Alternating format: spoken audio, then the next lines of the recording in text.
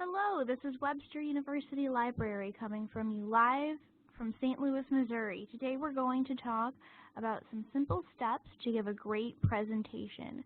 I am Sarah Riando. I am the Communications and Outreach Librarian, and this is Symphony Bruce.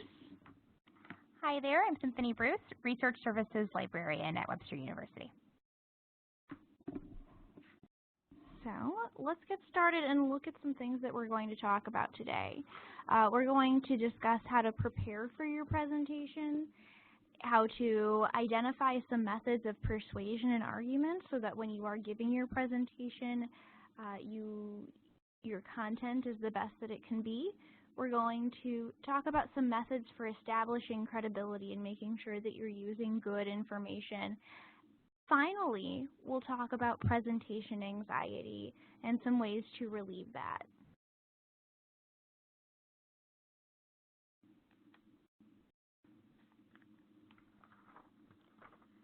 So we've all winged a presentation. We've thrown together a slideshow, slapped some words up, and added a few images for flair, and then talked at a group of audience members for some prescribed amount of time. Or perhaps you spent a lot of time on the slideshow, the organization was great, the content worked to prove your point, but you didn't practice your speech. There's a better way to prepare for presentations, and first, we'll talk through identifying your audience, the importance of doing the research, and the organization of your information with visual aids and, of course, practice.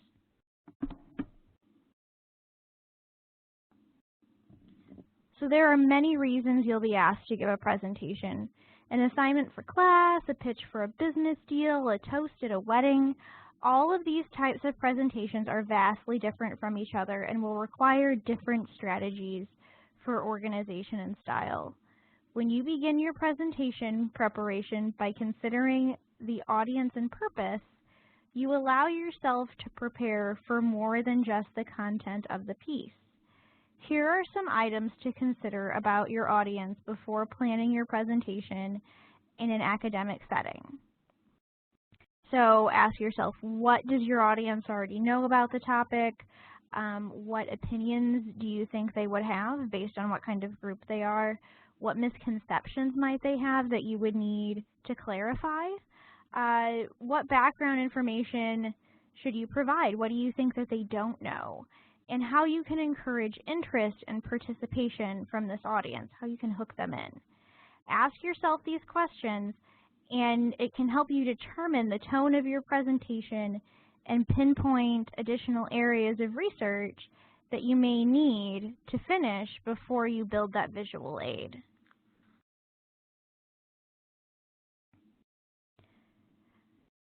While we talk about presentation anxiety at the end of this presentation, it should be noted that sound research before a presentation can help calm and ease your nervousness.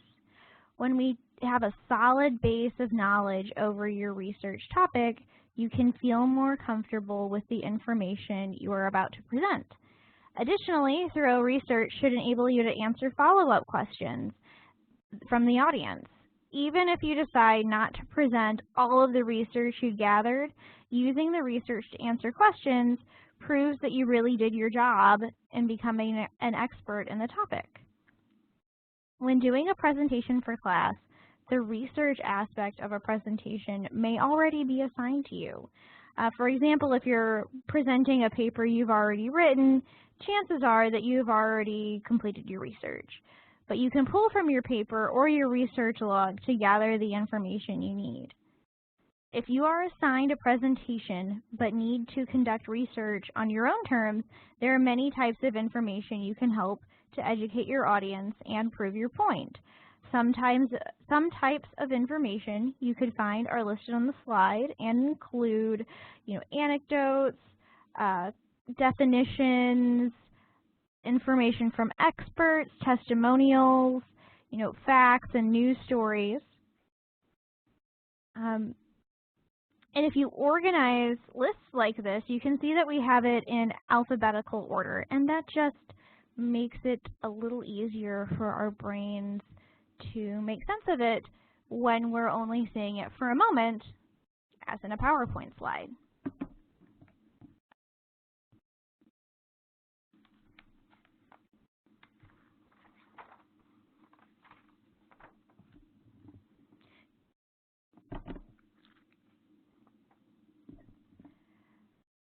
So when you organize your information, you'll want to think about the type of speech that you are giving. All speeches necessitate slightly different organizational structures. For example, a wedding ceremony is a much different kind of speech than a defense attorney closing statement in the courtroom. If you're asked to officiate a wedding and you take that approach, the couples might be a little upset with you.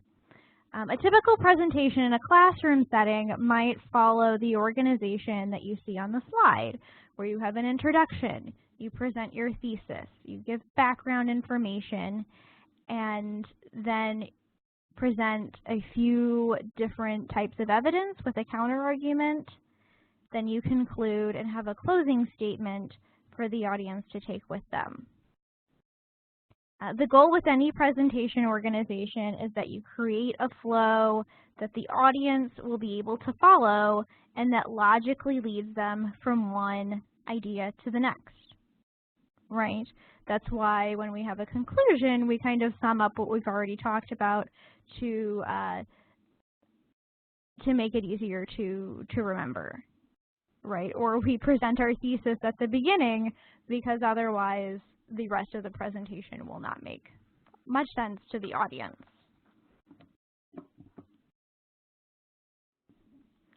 So there are a lot of types of visual aids that you can use during a presentation. In a classroom setting, your teacher may have a specific format that they would like you to use.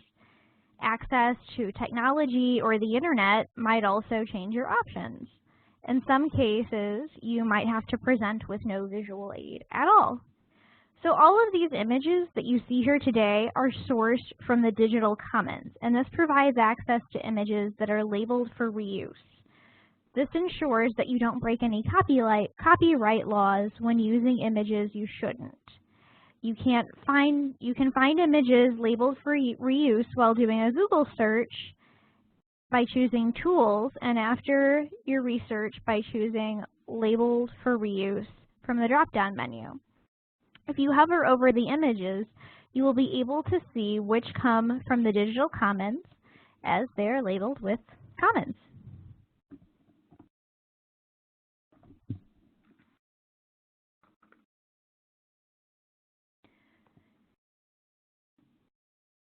So your visual aid should really work to support the content of your speech. It should give a visual demonstration of the content that you are presenting, and it should clarify things. It should work within the structure and organization of your speech. It should not be a script for your speech. We've all been in a presentation when someone read directly from the PowerPoint the whole time, and gosh darn it, it is just boring. It shouldn't distract the audience with a lot of effects and transitions between the slides. There might be instances where that's okay, where you're doing it to prove a point, but the little animations are often distracting. It should not be hard to read or interpret, so make sure the text is big enough. Any charts that you have are simple and can be understood at a glance.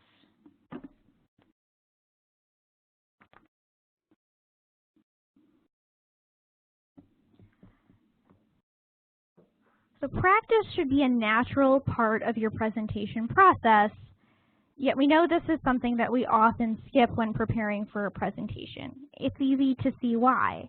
You've done all the research, organized this amazing speech, created visual aids. You feel like you know your information. But having this information in your head is a lot different than hearing yourself say the information out loud. This is why practice is key. On the slide, you'll see some options for practicing a presentation. You can read them out loud or provide commentary. Do this well in advance of your presentation so that you have time to edit and revise the organization and wording based upon your feedback. Record yourself presenting and watch it. In her book, It's Not What You Say, It's How You Say It, speech coach Joan Detz provides evaluation tools for examining many aspects of speech, like your speaking personality and style, strengths, and areas for growth. Using an assessment tool such as this might provide you with constructive focus when reviewing your practice recordings.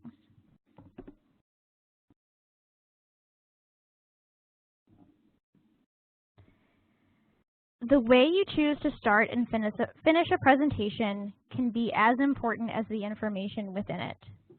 Strong introductions engage the audience, while strong conclusions seal your message and resonate long after you've left the stage.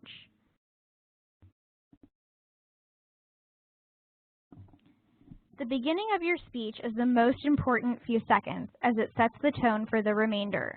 You can use these first few moments to hook your audience and build rapport. If your presentation will be persuasive in nature, these first few minutes are crucial in convincing your audience that they can believe you and trust you with your upcoming opinion.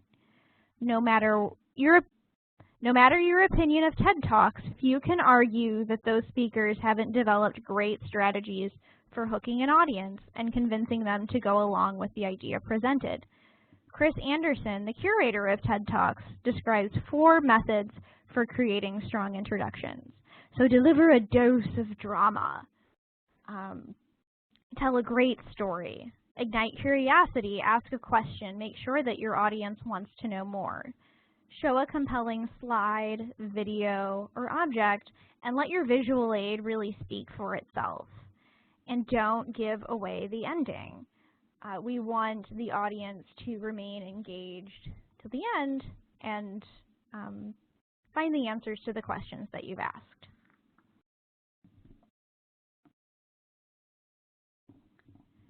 Strong conclusions can seal an argument and create a lasting impression on audience members. Chris Anderson of TED Talks likewise describes strong ways to conclude a presentation. Make sure that you choose a conclusion structure that mirrors your speech and feels natural to the information presented. So if you start your presentation with a question, you want to make sure that your conclusion answers that. If you begin an anecdote, you might use the middle of your presentation to highlight some points about that anecdote, address a related issue, and then conclude with the end of that story.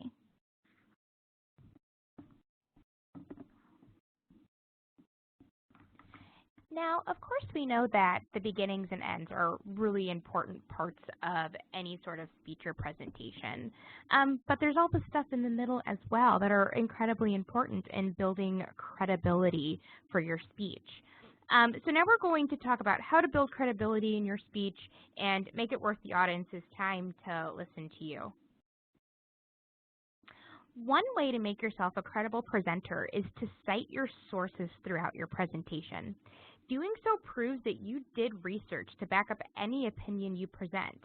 Doing so also shows where you got your information, and if you choose great resources, proves to the audience that they can trust your ideas. Citations should be placed either in writing or spoken verbally anywhere or anytime that you provide data, statistics, and ideas which you borrowed from somebody else. Verbal citations can be used for emphasis of a really great source.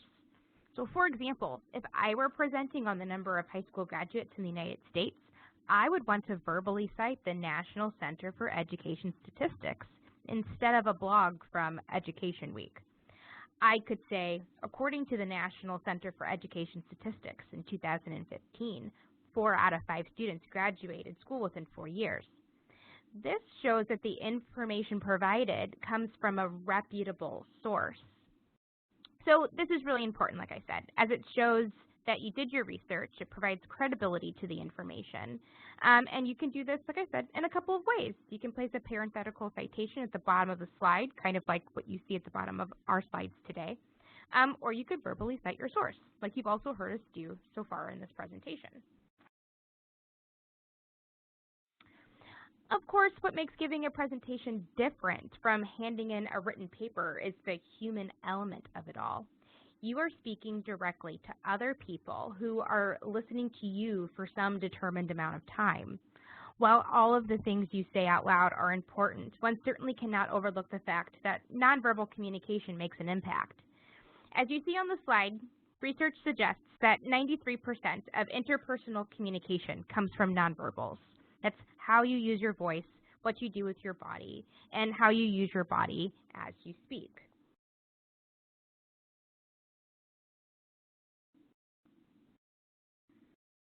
How you sound as you speak can certainly lead to a sense of credibility. When you sound confident in your message, it will be more easily received by others. So make sure your volume is appropriate enough that a person in the back of the room can hear you, but not so loud that you are shouting. Take deep breaths while talking to ensure a steady rate of speech. And when emphasis is needed, use a slower rate of speech or momentarily faster rate of speech to make your point. While you certainly want to practice enunciating clearly so that all audience members can understand you, you may also want to use voice inflection and purposeful enunciation to make a point. This will keep you from sounding monotone and robotic, a common mistake we make when we are nervous.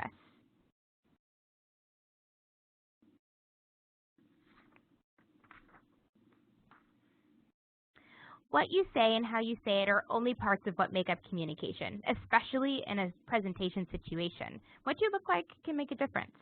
So when it comes to attire, make sure that you're dressed for the occasion. All speech types require a variety of styles of clothing, and if you're unsure, just ask someone. Above all, be sure to be as comfortable as possible, no matter how formal you must dress. Nothing is worse than being uncomfortable in front of an audience, and hopefully whatever you say will have a more lasting impression than what you wore.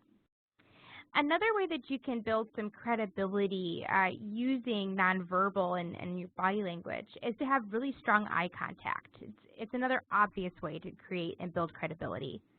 That the speech coach mentioned previously says that eye contact builds rapport, it fosters trust, and it creates a more likable persona. While you certainly cannot maintain eye contact with each audience member individually, scanning your eyes across the entire audience makes everyone feel involved and noticed.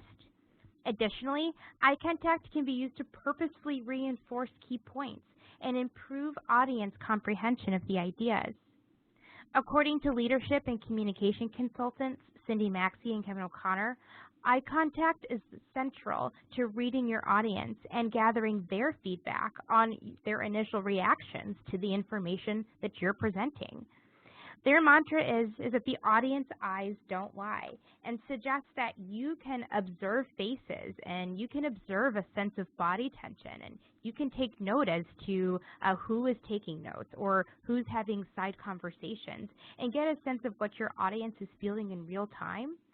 Then you can use that information to adjust yourself if you have to while you speak. Dutz also suggests using hand gestures, which match the message you're trying to send.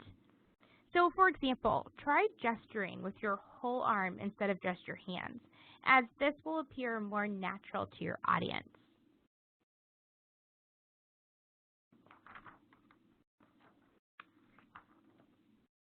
Now we're going to speak briefly on presentation anxiety, because so many people feel it. Throughout this presentation, we have mentioned a few ways to prepare yourself for presentation anxiety. You can alleviate this anxiety by being well-researched, well-organized, and well-practiced. Those are 3 simple things that you can do to help ensure that you feel prepared, even if your mind is racing. You can make sure, of course, that you are dressed comfortably for the occasion, and that'll help to ensure that you don't feel out of place. But even if you take these steps, you will likely feel some sort of nervousness before a presentation. Some public relations professionals suggest not avoiding your anxiety. Be prepared for it to happen and notice it when it does come on. And understand that this anxiety doesn't make you a bad presenter. It makes you human. So instead, focus on your strengths and knowledge of the topic. Assure yourself that you have the tools and understanding needed to face your nervousness. And doing these things can certainly help you give a great presentation. Here are some of the references that we used, some really great tips and tricks to performing your own presentations if you're interested in doing any of that kind of reading. If you have any questions, please feel free to contact us, Sarah Riando or Symphony Bruce, and we'd be more than happy to answer any questions that you might have, provide tips, or make sure that your citations look great for the research part of your presentation.